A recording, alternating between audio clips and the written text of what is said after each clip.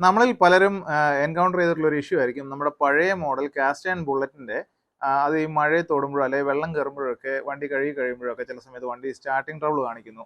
അല്ലെങ്കിൽ ചില സമയത്ത് നമ്മൾ ഒട്ടും പ്രതീക്ഷിക്കാത്തപ്പം വണ്ടി ചത്തു പോകുന്നു, അത് വർക്ക് ആവുന്നില്ല, സ്റ്റാർട്ട് ആവുന്നേ ഇല്ല.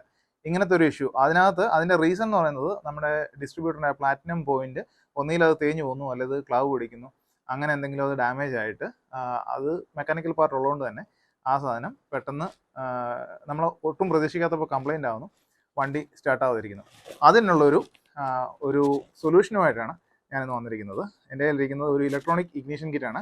ഈ കാണുന്ന ഐറ്റം നമ്മുടെ 2004 മോഡൽ തൊട്ട് തന്നെ ഇലക്ട്രയിലും ഒക്കെ കമ്പനി കൊടുത്തിരുന്ന ഒരു ഓപ്ഷനാണ്. പക്ഷേ പിന്നീട് അതിൻ്റെ പ്രൊഡക്ഷൻ കാര്യങ്ങളൊക്കെ സ്റ്റോപ്പായി. പക്ഷേ ഈ സാധനം നമുക്ക് വളരെ പ്രയോജനമുള്ള ഒരു ഐറ്റമാണ്.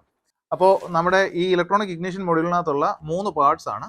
ഫസ്റ്റ് വൺ എന്ന് പറയുന്നത് ഈ ഒരു ഇലക്ട്രോണിക് ഇഗ്നിഷൻ മൊഡ്യൂളാണ്. രണ്ടാമത്തത് ഒരു മാഗ്നറ്റ് ആണ്. മൂന്നാമത്തത് പിക്കപ്പ് കോയിലാണ്. ഇതിൻ്റെ വർക്കിംഗ് എങ്ങനെയാണെന്ന് വെച്ച് കഴിഞ്ഞാൽ ഈ മാഗ്നറ്റ് ഇത് ഡയറക്റ്റ് ഫിറ്റ് ആണ്.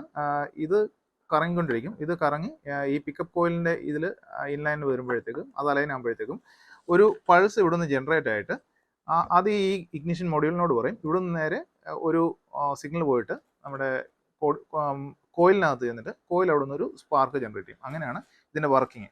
അപ്പോൾ ഇതിനകത്ത് വേറെ മെക്കാനിക്കൽ പാർട്സ് ഒന്നുമില്ല. ആകെ ഉള്ളതെന്ന് പറഞ്ഞാൽ ഈ ഒരു മാഗ്നറ്റ് റൊട്ടേറ്റ് ചെയ്യും, കറങ്ങി അതാണ് ഈ സിഗ്നൽ അയക്കുന്നത്. ഇത് വേറെ മെക്കാനിക്കൽ പാർട്സ് അങ്ങനെ ടച്ച് ചെയ്യുകയൊന്നും ചെയ്യാത്തതുകൊണ്ട് ഇതിന് ലോങ് ലൈഫ് ഉണ്ട്. ഇതങ്ങനെ നമുക്ക് പ്രശ്നങ്ങളൊന്നും വരത്തില്ല. വളരെ റിലയബിൾ ആയിട്ടുള്ളൊരു സൊല്യൂഷനാണിത്. ഇതെങ്ങനെയാണ് ഇൻസ്റ്റാൾ ചെയ്യുന്നതെന്നും ഇതിൻ്റെ ടൈമിംഗ് എങ്ങനെയാണ് സെറ്റ് ചെയ്യുന്നതെന്നും നിങ്ങൾക്ക് അറിയണമെന്നുണ്ടെങ്കിൽ ഇതിൻ്റെ കമൻറ്റ് ബോക്സിൽ ഒരു കമൻറ്റ് ഇടുക. നമ്മളതിൻ്റെ ഒരു വീഡിയോ പിന്നീട് സമയം പോലെ ചെയ്യുന്നതായിരിക്കും. Thank you.